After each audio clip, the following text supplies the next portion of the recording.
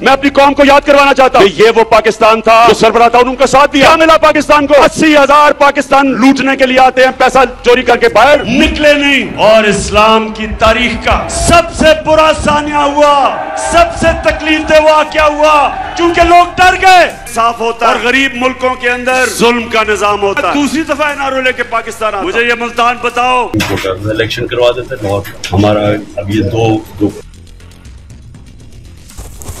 আসসালামু আলাইকুম, সবাইকে স্বাগত জানাচ্ছি ওয়ালিদ হাসান। আপনারা দেখছেন জি নিউজ টিভি। ধ্বংস হোক ইমরান খান, বেঁচে থাকুক পাকিস্তানের বেঈমানরা। দর্শক, এই কথা শুনে আপনারা ভুল বুঝবেন না। পাকিস্তানের এক কথাই ইমরান খানকে শেষ করতে হবে। ইমরান খানের দলকে ভেঙে টুকরো টুকরো করে দিতে হবে। ইমরান খানের দল পাকিস্তান তেহরিকে ইনসাফ পিটিআইকে পাকিস্তান থেকে একেবারে মুছে ফেলতে হবে। আর পাকিস্তানের জনগণ বসে বসে আঙুল চুষবে। ইমরান খানের দলের নেতাকর্মীরাও এখন মুখে কুলুপ এঁটে বসে থাকছে। দর্শক, পাকিস্তান একদিন ঠিকই বুঝতে পারবে যে আসলে ইমরান খান পাকিস্তানের জন্য কেমন নেতা ছিলেন। আজ যদি ইমরান খানের বড় কোনো ক্ষতি হয়ে যায়, তবে এই শেহবাজ সরকারদের পথের কাঁটা দূর হয়ে যাবে। আর তখন এই শয়তানরা পাকিস্তানকে আরও বেশি করে লুটপাট করে একেবারে ধ্বংস করে ছাড়বে।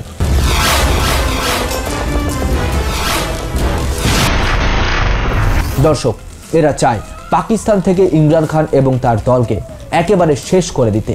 আর সেই লক্ষ্যেই এবার পাকিস্তানে একটি সন্ত্রাস বিরোধী আদালত গত বৃহস্পতিবার 5 ডিসেম্বর কারাবন্দী প্রাক্তন প্রধানমন্ত্রী ইমরান খান এবং কয়েকজন ঘনিষ্ঠ সহযোগীর বিরুদ্ধে 2023 সালের সরকার বিরোধী বিক্ষোভের সময় সামরিক স্থাপনায় হামলা চালানোর জন্য সমর্থকদের উস্কে দিয়েছেন বলে ইমরান খানের বিরুদ্ধে মিথ্যা অভিযোগ গঠন করে ইমরান খানকে কঠিনভাবে আবারও ফাঁসিয়ে দিতে বিশেষ ট্রাইব্যুনাল ইসলামাবাদের কাছে আদিয়ালা কারাগারে শুনানির আয়োজন করে এবং সেখানে চার্জ গঠনের ঘোষণা দেয় ইমরান খানের বিরুদ্ধে।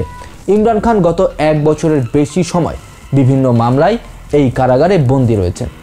গত বৃহস্পতিবার 2023 সালের 9 মের সহিংস বিক্ষোভকে কেন্দ্র করে যে অভিযোগ গঠন করা হয়, তাতে 72 বছর বয়সী প্রাক্তন প্রধানমন্ত্রী ইমরান খান এবং তার সহযোগীরা নিজেদের নির্দোষ ঘোষণা করেন। ইমরান খানের পাকিস্তান তেহরিকে ইনসাফ পিটিআই দলের নেতৃত্বে দেশব্যাপী বিক্ষোভ জ্বলে উঠলে তাকে অল্প সময়ের জন্য দুর্নীতির অভিযোগে গ্রেপ্তার করা হলে দাঙ্গা পুলিশের সাথে সংঘর্ষে অন্তত 10 জন বিক্ষোভকারী নিহত হয় বলে জানায় কর্তৃপক্ষ। পিটিআই সমর্থকদের বিরুদ্ধে রাওয়ালপিন্ডিতে সামরিক সদর দপ্তর সহ গুরুত্বপূর্ণ রাষ্ট্রীয় ভবন এবং সামরিক স্থাপনা ভাঙচুর করার অভিযোগ তোলে। সেখানকার স্থানীয় গণমাধ্যম জানায়, সরকারি কৌঁসুলি বৃহস্পতিবার আদালতকে জানায় যে সহিংস বিক্ষোভের মাধ্যমে শেহবাজ সরকারের উপর চাপ সৃষ্টি সন্ত্রাসের ক্যাটাগরিতে পড়ে এবং সামরিক সদর দপ্তরে হামলা সেনাবাহিনীকে বিদ্রোহ করতে উস্কানি দেওয়ার লক্ষ্যে করা হয়েছিল।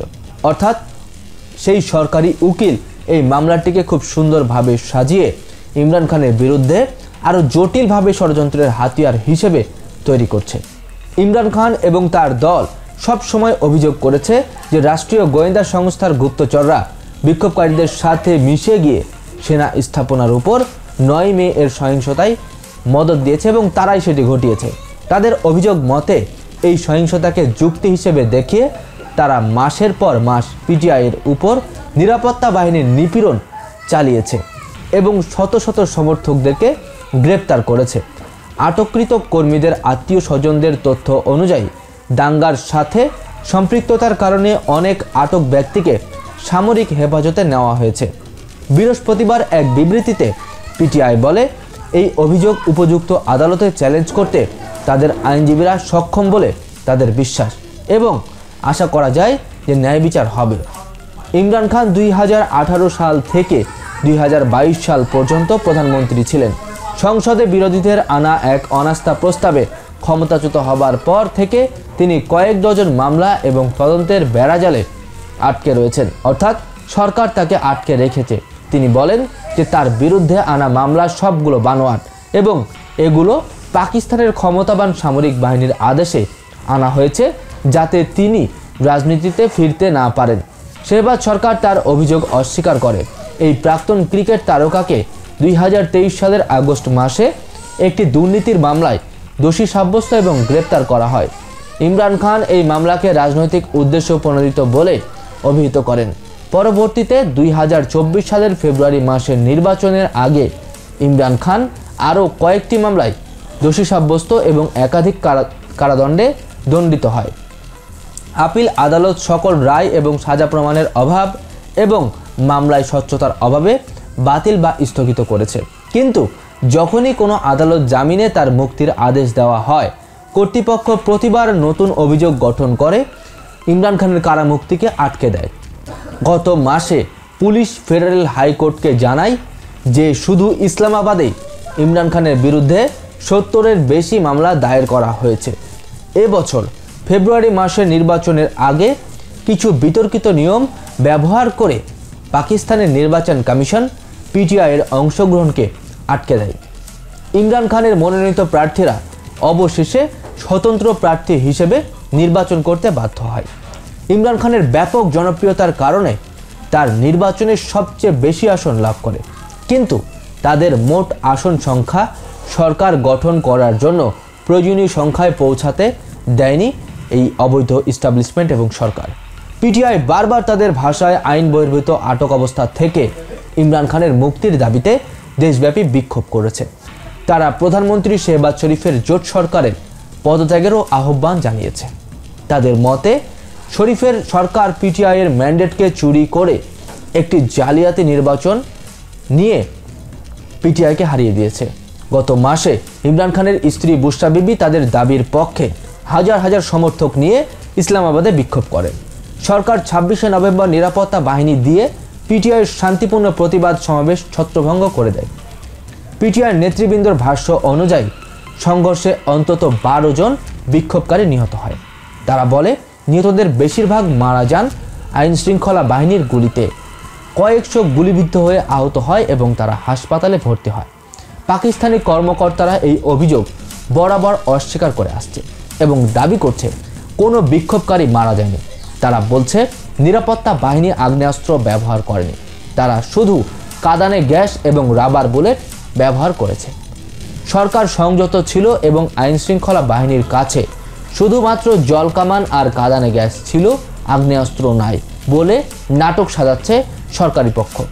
পাকিস্তানের পররাষ্ট্রমন্ত্রী ইশাহাক দার বুধবার ইসলামাবাদে বিদেশি কূটনীতিকদের সাথে একটি ব্যতিক্রমী বৈঠকে বলেন, রাষ্ট্রীয় টেলিভিশন বিদেশি অতিথিদের প্রতি তার ভাষণের একাংশ সরাসরি সম্প্রচার করে।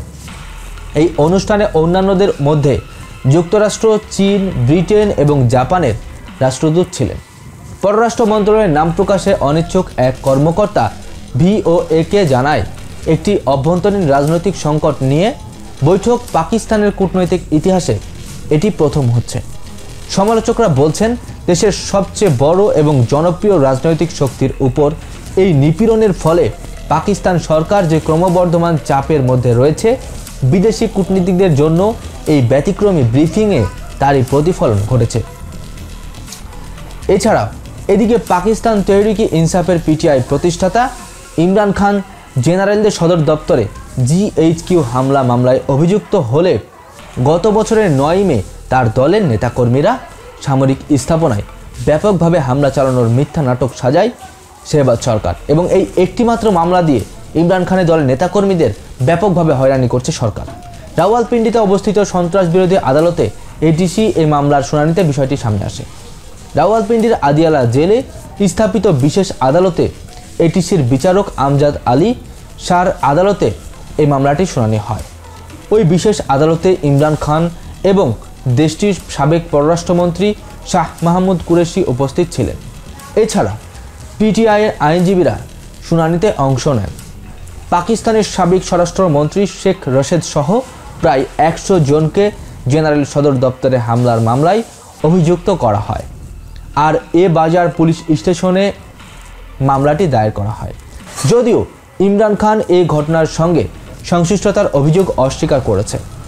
পরবর্তীতে এই মামলায় ইমরান খান সহ 143 জনকে অভিযুক্ত করা হয়। সেখানে জুলফি বুখারি, শেহবাজ গিল এবং মুরাদ শাহিদ সহ 23 জনকে পলাতক দেখানো হয়। এছাড়া এই মামলায় অভিযুক্ত সবাইকে দেশ ত্যাগে নিষেধাজ্ঞা জারি করা হয়। অভিযোগ গঠনের পর আদালত প্রসিকিউশনের সাক্ষ্য গ্রহণের জন্য আগামী 10 ডিসেম্বর দিন ধার্য করেন। সব মিলিয়ে এই মামলা শুনানি 4 বার পেছানো হয়েছে। গত বছর পাকিস্তানের national accountability bureau NAB Imran খানকে গ্রেপ্তারের পর 9 মে পিটিআইয়ের কর্মী সমর্থকদের হামলার ঘটনায় অন্তত 70 জন নেতাকে অভিযুক্ত করে। ওই দিন তারা জিন্নাত হাউস এবং জেনারেল সদর দপ্তরে হামলা ও ভাঙচুর চালায়। এই দিনটিকে পাকিস্তান সেনাবাহিনী কালো দিন হিসেবে ঘোষণা করেছে। তবে পিটিআইয়ের প্রতিষ্ঠাতা ইমরান খান 9 মে এর সহিংসতার ঘটনায় আইনশৃঙ্খলা বাহিনীর গুলি চালানোকে দায়ী করেছেন। দর্শক, পাকিস্তান জুড়ে ইমরান খানের বিরুদ্ধে এত ষড়যন্ত্র করছে শেহবাজ সরকার এবং ইমরান খানের দলকে পাকিস্তান থেকে শেষ করে দিতে চাইছে ইস্টাবলিশমেন্ট এবং সরকার। কারণ ইমরান খান যদি একবার কোনোভাবে ক্ষমতায় আসে তবে এই সরকার এবং ইস্টাবলিশমেন্টের দুর্নীতি সব কিছু নস্যাৎ হয়ে যাবে। এ কারণে ইমরান খানকে তারা চাইছে পাকিস্তান থেকে একেবারে মুছে ফেলতে। তবে তাদের পথের কাঁটা দূর হয়ে যাবে আর তাদের লুটবাজ, সন্ত্রাসী, চাঁদাবাজি এগুলোতে আর কোনো সমস্যা থাকবে না। এখন পাকিস্তানের জনগণ ইমরান খানকে যদি হারিয়ে ফেলে তবে পাকিস্তানের জনগণ ঠিক বুঝতে পারবে যে তারা কি হারালো। পাকিস্তানের জনগণ কেন ইমরান খানের মুক্তির বিষয়ে এখনও সিরিয়াস হচ্ছে না? ইমরান খানের দলের নেতাকর্মীরা কেন মুখে কুলু পেটে বসে আছে? ইমরান খানের মুক্তির বিষয়ে তারা কেন সজাগ হচ্ছে না? তারা বারবার কেন পিছিয়ে পড়ছে? দর্শক, ইমরান খান বিষয়ে আপনাদের কাছে কি মনে হয়? ইমরান খান কি খুব শীঘ্রই কোনোভাবে মুক্তি পেয়ে আবারও পাকিস্তানের রাজনীতিতে ফিরে আসতে পারবে, নাকি ইমরান খানের ভবিষ্যৎ একেবারে অন্ধকারে চলে যাবে? আপনাদের মতামত আমাদেরকে কমেন্ট বক্সে জানাতে পারেন। ভিডিওটি ভালো লাগলে একটি লাইক করে দিন আর দেশ বিদেশের এমনই সব খবর সবার আগে আপডেট পেতে আমাদের চ্যানেলটিকে সাবস্ক্রাইব করে পাশে থাকা অল নোটিফিকেশন অন করে দিন। ধন্যবাদ।